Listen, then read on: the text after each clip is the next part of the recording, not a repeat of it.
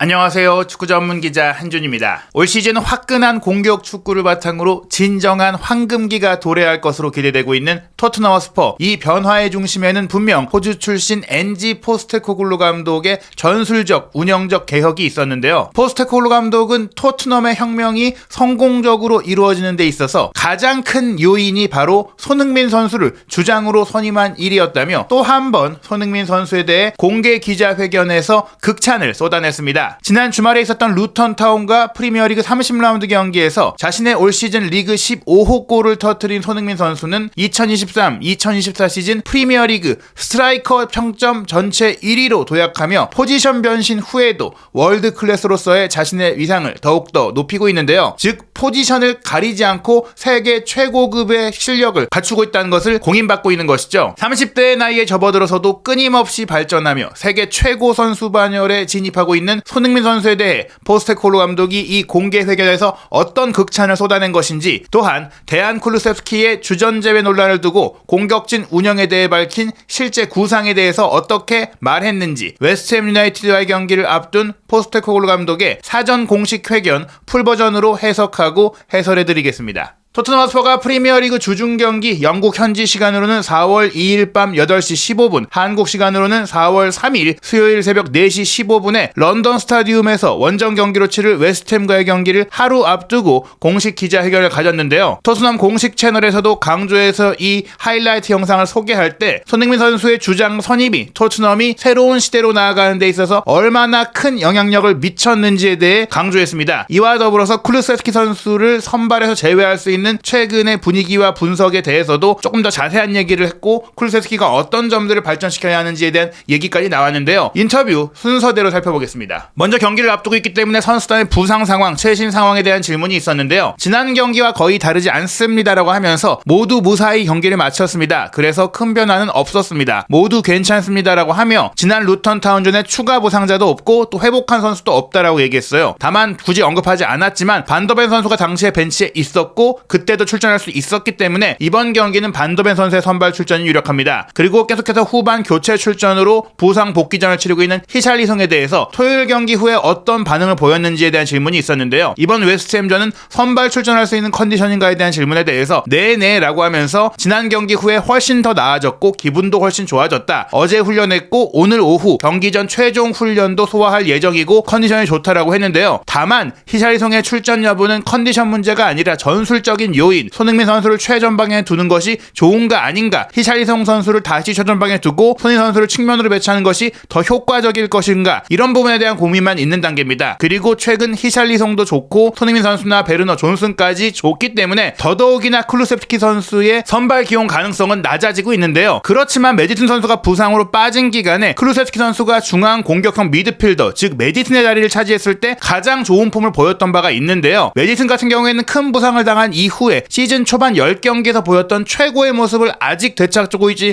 못하다 보니까, 그렇다면 쿨루세스키 선수를 공미로 쓰는 게 어떨까라는 생각도 현지에서 나오고 있는 것 같아요. 그렇기 때문에 메디슨에 대한 질문도 나왔는데요. 포스테코글루 감독은 메디슨과 더불어 몇몇 팀원들이 우리 팀 전체가 약간 더듬거리는 시즌을 보내고 있다고 느끼는 것 같기도 하다. 부상을 당했던 몇몇 선수들이나 특히 초반에 잘했던 선수들 중에 일부가 조금 부진하고 있다. 여기에 대해서는 쿨루세스키에 대한 얘기도 있고, 또 시즌 중반에 잠깐 좋았던 히샬리송 같이 시즌 내내 일관성 있는 선수가 없다라는 점을 얘기하는 것 같습니다. 실제로 영국 BBC의 가스 크룩스 같은 경우도 토트넘에서 유일하게 일관성을 갖추고 있는 선수가 손흥민 선수이며, 손흥민 선수가 없었다면 토트넘은 침몰했을 것이다라는 논평을 남기기도 했었죠. 그런 부분에 있어서 메디슨이 살아나는 게 중요한 과제이기도 한데요. 포스테코글루 감독은 첫 10경기를 제외하고는 어떤 흐름을 꾸준히 가져가지 못했다. 즉 첫 10경기 이후 일관성을 가져가지 못하고 있는데 그게 우리 도전의 일부이기도 하다라며 꾸준함을 갖추는 게 현재 만들어가고 있는 목표다라고 얘기한 것입니다. 메디슨이나 다른 선수들 등 올 시즌 내내 한 시즌 동안 뚜렷한 활약을 펼친 선수가 일부 몇 명이 있었는데 이제 남은 경기는 9경기고 올 시즌을 강하게 마무리해야 하는 것이 우리 앞에 놓인 과제이기 때문에 앞으로의 경기는 조금 더 시즌 초반처럼 좋은 기세를 만들어가고 싶다는 의지를 밝혔습니다. 즉 그 성사 여부는 내일 웨스트햄과의 경기를 통해 확인해야 된다는 것인데요. 한편 최근 또 하나의 이슈가 1월 이적 시장에 임대 선수로 데려온 티모 베르너입니다. 티모 베르너는 올 시즌이 끝날 때까지 임대 계약이 있고 1,500만 유로 정도 나쁘지 않은 적정한 이적료로 완전 영입할 수 있는 권한이 있는데 이 권한이 유로 2024 대회가 열리기 전인 6월 14일까지만 가능하다고 하거든요. 그 시기가 지나면은 협의를 해야 되고 여러 가지 변수가 생길 수 있는데요. 일단 베르너 선수가 최근에 잘하고 있기 때문에 어느 정도 생각을 갖고 있는지 기자들이 질문을 했고 그의 미래에 대한 질문까지 했는데 포스테코글루 감독은 신중하게 대답했습니다. 대부분의 선수들이 그렇듯 모든 결정은 적절한 시기에 내려질 것이라고 생각합니다. 베르너는 우리에게 훌륭한 선수였어요. 베르너와 계약했을 때 소니가 아시안컵에 출전하느라 빠졌었고 히샬리송도 부상을 당했었다는 사실을 사람들은 잊고 있는 것 같습니다. 티모 베르너가 그때 없었다면 우리의 라인업에 큰 공백이 생겼을 것이고 티모 베르너가 매 경기마다 큰 영향을 미쳤다고 말할 수 있습니다. 네, 티모 베르너가 몇 골 더 넣었으면 좋았겠지만 동시에 우리 팀에서 중요한 부분이고 특히 지난 주말 루턴과의 경기에서 정말 잘했다고 생각했습니다. 그는 지난 몇 경기에 출전했지만 우리의 경기를 더 많이 이해하면서 더 많은 발전이 있었다고 생각합니다. 최근에 존슨에게 밀려 선발로 뛰지 못한 시기도 있었고 어떻게 보면 이 선수를 장기적으로 쓸 수 있을지에 대해서는 아직 결정이 내려지지 않았다고 볼 수 있겠지만 포스테코글루 감독도 언급한 대로 여기서 득점력만 더 살아나주면 결정력만 더 높여준다면 영입하지 않을 이유가 없는데 그게 베르너가 프리미어리그 진출 첼시 시절부터 꾸준히 지적되어 왔던 고질적인 문제다 보니까 이 문제가 해결되지 않는다면 차라리 다른 선수를 영입하는 게 어떻겠느냐라고 생각할 수 있습니다. 왜냐하면 베르너가 더 이상은 유망주도 아니고 무엇보다 이미 정점을 찍었던 선수로서 거액의 연봉을 받고 있는 선수거든요. 이적료는 낮을지 몰라도 연봉 협의가 제대로 되지 않는다면 본인이 연봉을 양보하지 않는 상황이 된다면 결국에는 다른 선수 더 어리고 좀 저렴한 선수로 선호해서 장기적인 발전을 기대하는 것이 토트넘의 영입 방향성이기 때문에 베르너가 잔여 시즌 동안 문제로 지적됐던 결정력까지 살려줄지 아닐지 그걸 지켜보고 적절한 타이밍에 결정을 내리겠다 이렇게 보시면 될 것 같아요. 분명히 베르너가 잘해주고 있는 것은 맞지만 장기적으로 데려갈지에 대해서는 아직은 지켜봐야 되는 상황이고요. 다만 이미 그러한 장기적인 계획하에 영입했던 웨일스 대표 젊은 선수 브레넌 존슨에 대해서는 확실하게 칭찬을 했습니다. 얼마나 만족했는지에 대한 기자의 질문이 있었는데 포스테코글루 감독이 이렇게 대답했습니다. 브레넌 존슨은 지난 주말 경기에 최고였습니다. 보세요. 그는 또 다른 유행의 선수입니다. 아직 어리고 발전하고 있습니다. 즉 베르너와는 다르다는 것이죠. 거액의 이적료를 받고 큰 기대가 있는 빅클럽으로 이적했으니까요. 하지만 대부분 그 시간을 잘 견뎌낸 것 같습니다. 이번 루턴타운과의 경기에 벤치에서 교체 투입되기 전 두 경기는 선발 출전을 했었고 특히 에스턴 빌라와의 경기는 잘했습니다. 풀럼을 상대로는 물론 경기력이 좋지 않았지만 그 경기는 대부분의 선수들이 좋지 않았어요. 이번 경기는 다시 벤치에서 나와서 영향력을 발휘했습니다. 우리가 원하는 경기 방식을 점점 더 이해하고 있고 적응하고 있는 선수이기도 합니다. 앞서 말했듯이 브레넌 존슨은 올 시즌 대부분의 순간을 정말 잘 처리해냈습니다. 어린 선수가 큰 이적료를 받고 빅클럽으로 이적한다는 것은 항상 힘든 일이었습니다. 그리고 공격수들은 보통 골과 어시스트 이러한 기록으로 평가받기 때문에 항상 더 힘들기 마련인데요. 브레넌 존슨은 그 기록 이상의 기여를 하고 있다고 생각합니다. 즉 베르너와는 판단의 잣대가 다른 겁니다. 베르너는 아직 어린 선수고 장기 계획을 갖고 영입했기 때문에 선발과 교체 다양하게 기용을 하면서 또 익혀가면서 점점 끌어올리고 있다라는 얘기인데요. 이 얘기를 봤을 때는 존슨의 성장 흐름에 대해서는 충분히 만족하고 있고 앞으로 더 많은 기회가 주어질 것이다라고 예상할 수 있는데 무엇보다 존슨이 사실은 쿠루세스키와 함께 뛸 때는 왼쪽에서 뛰면서 그 왼쪽 포지션에 조금 어려움을 겪다가 본인이 정말 더 잘할 수 있고 노팅엄 시절에도 주로 뛰었던 오른쪽에 가니까 잘했거든요. 즉 존슨이 오른쪽에서 잘하고 있다라는 점은 쿠루세스키에게 바로 위협이 되는 부분입니다. 베르너와의 잔류 여부와 관계없이 쿠루세스키가 왼쪽에서도 뛸 수 있긴 하지만 왼쪽을 전문으로 뛰는 선수가 아니기 때문에 앞으로 쿠루세스키의 운영과 경쟁 체제가 달라질 수 있다. 히샬리송 선수도 왼쪽과 전방이 가능하고 토닝 선수도 왼쪽과 전방이 가능하기 때문에 게다가 그 외에 올 여름 이적 시장에도 이선 공격 라인과 최전방을 아우르는 모건 깁스 화이트 같은 다른 선수들 그리고 다른 윙어들도 언급되고 있다라는 점은 쿠루세스키 선수가 포스테코글루 감독의 전술 하에서는 존슨이나 베르너만큼의 만족감을 주지 못하고 있다는 거예요. 말씀드린 대로 베르너는 연봉의 문제 그리고 임대 선수의 문제이기 때문에 쿠루세스키보다 입지가 확실하지 않을 뿐인 것이지 포스테코글루 감독의 전술과 경기 방식을 이해하는 데에 있어서는 베르너와 존슨이 더 빠르다라는 얘기입니다. 그렇다면 쿠루세스키에 대해서 어떻게 봐야 할까요? 이에 대해서는 두 개의 질문이 나올 정도로 또 깊은 대화가 이어졌는데요. 먼저 쿠루세스키를 항상 오른쪽 윙어로만 생각하시는지 그리고 커리어가 진행되면서 앞으로는 왼쪽으로 더 출전시키거나 혹은 깊은 위치 미드필더로 출전할 수 있을지 아예 포변을 시켜서 토트넘에서는 오른쪽에 가짜 윙어 왼발잡이 역발 오른쪽 윙어가 아니라 다른 역할을 맡기는 게 낫다고 생각하는지에 대한 구체적인 질문이 나온 건데요. 이에 대해서 포스테코글루 감독도 솔직하게 이야기를 했습니다. 올 시즌에는 말씀하신 모든 포지션에서 쿠루세스키가 소화했다고 생각을 합니다. 쿠루세스키와 저는 일반적으로 우리의 팀 선수단이 정말 젊다고 생각하며 그 안에서 저의 역할은 선수들이 계속 도전하고 발전하도록 밀어붙이는 것입니다. 왜냐하면 이것이 우리 그룹의 대다수의 기준이고 우리가 이미 이 대회에서 상당히 프리미어리그에서 좋은 경쟁을 하고 있을 때 새로운 수준으로 끌어올릴 수 있다면 한다면 그것이 우리가 발전하는데 도움이 될 것이기 때문입니다. 즉 선수들이 지금까지 해왔던 장점들을 그냥 적용하면서 경기하는 게 아니라 새로운 장점을 만들고 본인의 단점을 보완하면서 새로운 국면으로, 새로운 시대로, 새로운 수준으로 나아가야 된다는 겁니다. 새로운 선수로서 성장하지 못한다면 살아남을 수 없다는 얘기예요. 쿨루셉스키, 브레넌 존슨, 반더벤, 데스티니 우도기, 파페사르 등 이제 20대 초반의 나이이고 또 프리미어리그에 데뷔한 지 1, 2년밖에 안 되는 선수들이 모두 발전하도록 만드는 게 클럽과 코칭 스태프의 과제입니다. 포지션별로 어떤 위치에서 어떻게 발전할지는 두고 봐야겠지만 올 시즌 데안 쿨루셉스키가 이 모든 포지션을 훌륭하게 소화해냈고 거의 모든 포지션에서 좋은 활약을 펼쳤습니다 라고 했거든요. 즉 왼쪽 윙어로 기용할 수도 있고 공미로 둘 수도 있고 중미로까지 둘 수 있다. 어느 위치가 그에게 가장 잘 맞을지는 아직은 모르겠지만 중요한 것은 그 모든 위치에서 나름의 능력을 보여줬고 앞으로 더 잘하기 위해 내가 도와주겠다 이런 얘기를 한 겁니다. 배제하겠다, 앞으로 넌 끝이다, 팔아버리겠다 이게 아니라 너가 더 발전할 수 있도록 도와주겠다. 다만 지금 같은 플레이, 특히 오른쪽 윙어에서 루턴전 같이 경기를 한다면 안 된다 이런 얘기를 남긴 것이죠. 또 하나의 추가 질문이 나왔던 것이 6야드 박스 너머, 이제 박스 안쪽으로 들어가서 위험한 상황을 직접 만들어내기 위해서 쿨루셉스키가 왼발잡이이기 때문에 오른쪽에서 가운데로 치고 들어오는 커트인을 선호하는데 윙 플레이의 사이드 플레이를 강조했던 포스테코글루 감독 당시는 그렇다면 쿨루셉스키가 왼발잡이니까 왼쪽에서 왼발 정발 윙어로 사이드에서 플레이하는 게 도움이 된다고 생각하는지, 아니면 오른쪽에서 뛰더라도 단조로운 공격 패턴으로 왼발만 쓰는 게 아니라 오른발을 잘 써서 오른발로 크로스도 올리게 이렇게 준비시킬 것인지, 어떤 것을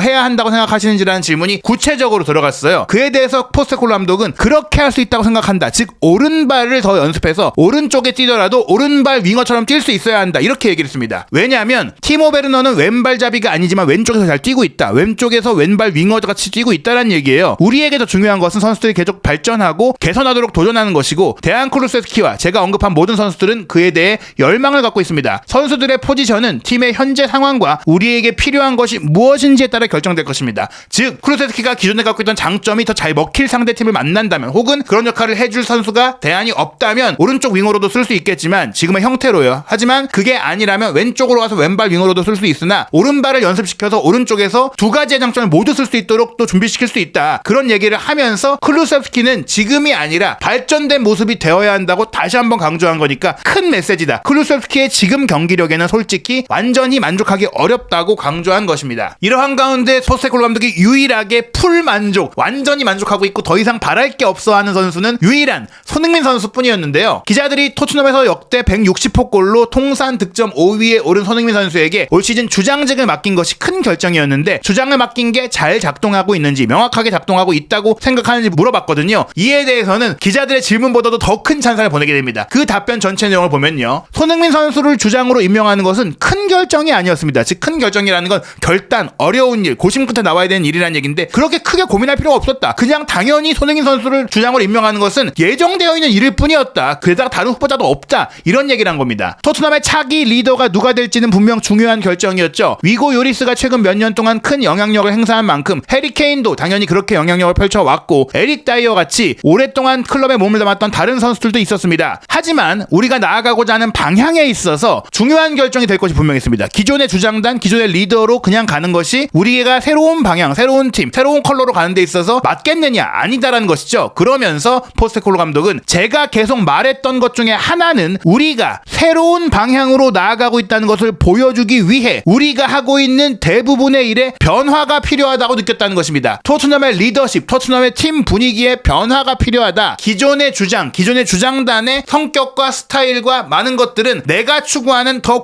공격적이고 생기 넘치는 팀에 맞지 않는다. 그에 적합한 리더는 손흥민 선수뿐이다라는 겁니다. 소니가 워낙 영향력이 있는 선수였기 때문에 우리에게 필요한 변화가 아니라고 생각하기 쉬웠을 수 있어요. 즉 무슨 얘기냐면 손흥민 선수도 이미 토트넘의 핵심 선수였으니까 새로운 변화의 물결 속에 새로운 이름은 아니지 않나? 손흥민 선수도 많은 또 사람들이 주장 후보로 생각하지 않았을까? 이렇게 얘기를 하는데 그걸 떠나서 손흥민 선수는 기존 선수이지만 새로운 분위기에 맞는 적합한 선수다. 지금 메디슨도 새로 영입했는데 부주장으로 선임했고 또 영입한 지 얼마 안 된 로메로도 부주장으로 선임을 했고 손흥민 선수도 그런 유형이라는 거예요. 즉 기존 선수이지만 기존의 리더십 그룹과는 완전히 다른 성격의 선수, 완전히 새로운 축구를 하는데 중심이 될 수 있는 선수라는 겁니다. 손흥민 선수는 분명히 한국 대표팀에서도 리더 역할을 해왔기 때문에 이 자리에 그를 앉히는 데에 주저함이 없었기도 하지만 정말 뛰어난 선수이기도 하죠. 즉 주장 경험도 있고 뛰어난 실력도 있지만 내가 추구하는 새로운 방향에 무엇보다 부합하는 성향과 스타일을 갖고 있다. 있다라는 겁니다. 그리고 때로는 이런 공식적인 타이틀, 주장이라는 타이틀을 얻게 되면 무게가 무거워지고 압박감을 갖게 되고 실전에서 더 큰 부담을 느낄 수도 있는데 손흥민 선수는 오히려 그 활약이 더욱더 탁월해졌다. 오히려 그를 새로운 차원, 넥스트 레벨로 끌어올렸다. 즉 손흥민 선수는 주장을 부담이나 본인을 이제 너무 또 겸손하게 위축되게 뭐 이렇게 좀 소극적으로 되는 게 아니라 더 적극적으로 받아들이고 내가 더 잘해야 되고 리더십도 발휘하고 이기적과 이타적인 그 조율이 정확하게 잘 되고 있다. 그의 이기적인 순간 선택마저도 사실은 이타적인 팀의 리더로서 내리는 것이기 때문에 그보다 더 완벽한 적합한 주장은 없다라고 얘기한 것인데요. 포세콜 감독의 말은 기록으로 증명이 됩니다. 통계 매체 소파스코어가 30라운드 경기 결과를 기준으로 새로 업데이트한 프리미어리그 전체 평점을 보면요. 여전히 맨체스터 시티의 로드리가 평균 평점 8.01점, 전체 선수 1위를 차지하고 있는데 손흥민 선수가 7.66점으로 전체 5위까지 올라왔어요. 그런데 2위인 모하메드 살라 7.74점, 오른쪽 윙어죠. 3위인 아스널의 부카요 사카 7.69점, 오른쪽 윙어죠. 4위인 맨시티의 필 포든 7.67점, 공격형 미드필드입니다. 현재 스트라이커로 분류되어 있는 선수 중에 1위는 바로 손흥민 선수 7.66점, 5위에 올라 있고요. 탑 10을 봐도 스트라이커 선수는 없습니다. 즉 엘링 홀란도 탑 10 안에 들지 못할 정도고 올리